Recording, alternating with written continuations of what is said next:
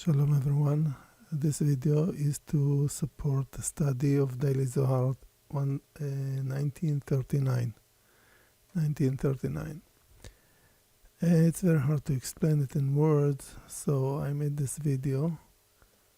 And we're talking here about the first stages of creation. And this comes from the first verse of the Torah, Bereshit bara Elohim et hashamayim ve'et haaretz. In the beginning, God created the heaven and the earth.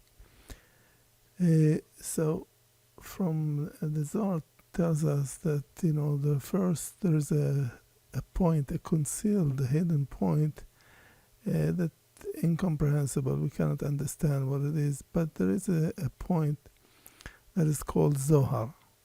This point is actually comes from the endless. This is where the endless connects to the created world. Now, imagine there's nothing before the world, and the endless decide to create the world. So there is one point that everything starts from it, and this point the Zohar calls it Zohar. Not there is a relation to the name of the books of Kabbalah of the Zohar, but Zohar, direct translation, is the radiation of light, Zohar. Okay, now the Zohar explains that in the beginning, the word beginning is in the first word of Bereshit. It's Reshit, it means beginning, and there's a bet here. We don't have Aleph because the Aleph is concealed. As we know, the actual power of the endless comes through the Ana B'Koach, and that's the force behind the first 42 letters of the Torah that gives the energy of creation. So anyway, the first word of the Torah is related to the Aleph Bet Gimel Yud Tav Tzadik of the Ana B'Koach, and the bet is considered a vessel. The dot, the gesh, it's called the gesh in Hebrew, the dot in the middle of the first letter of the Torah, like we see it here, is represented the seed that comes in the vessel. The bet is a vessel. The concealed force is the Aleph, which is the beginning of everything. It's like the first letter of creation of the Hebrew letters that came through the Zohar point and support the creation of the world. The entire world is based on the Hebrew letters. This is you can call it the DNA of creation. Now, you see the first let's look at the form of the upper three sefirot. Now, you should understand that at the moment of creation, there were no sefirot. Okay, it's like it's still in the form of seed. Like you put a seed in the ground, there's nothing, it's not tree, and there's nothing developed. It's just everything in pure potential. So, and as we're going to learn here, we won't even see that God, the word Elohim, that translates to God, it was not created before that. It's still, at this point, we deal only with the endless. So, Bereshit bara Elohim. The English looks a little bit out of order. In the beginning, God created, but we should read it in the beginning, created God.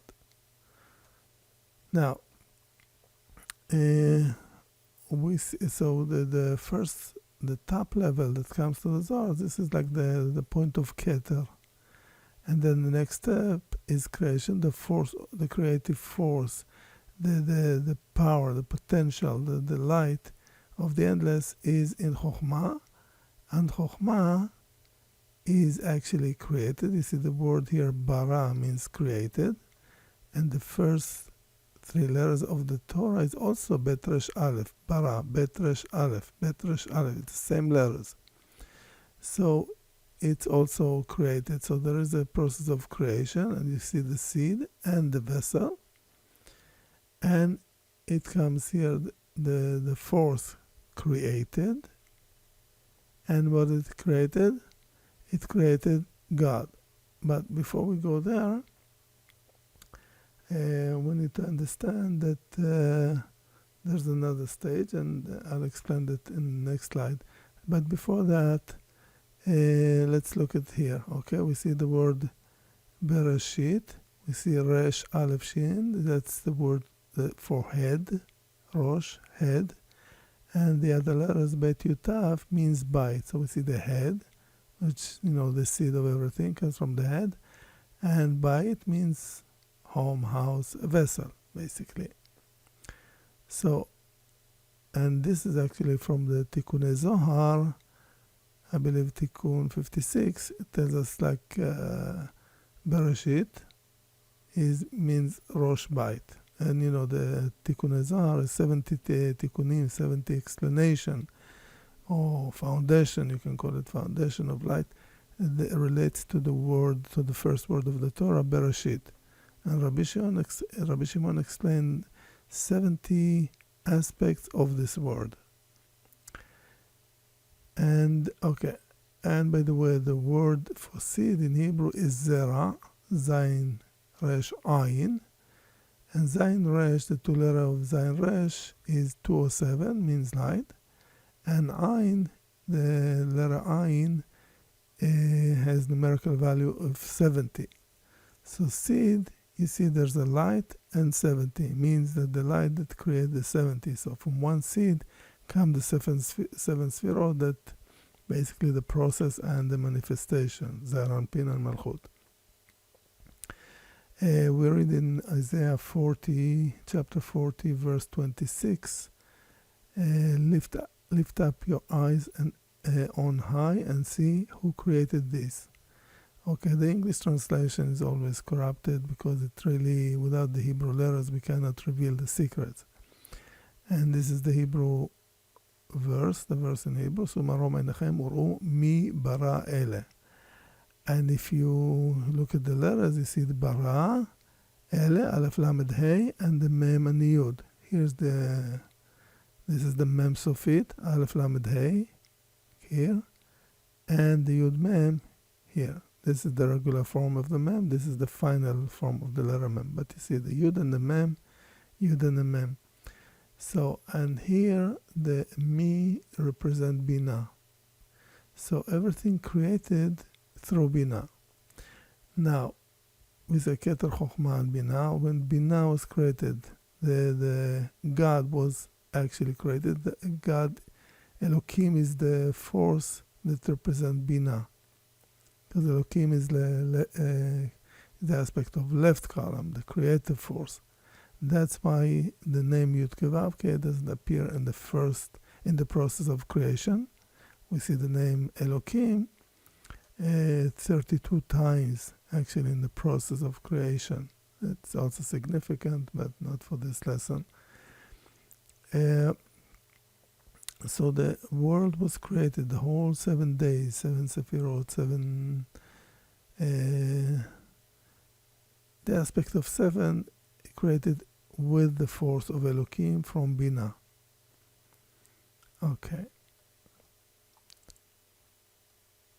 Now, here again we see the Rosh Bait and the Bara. Okay, that's to make it clearer. So at this point, we're going to conclude the study of Daily Zohar 1939, and we'll continue with the additional explanation in the next Daily Zohar study. Thank you.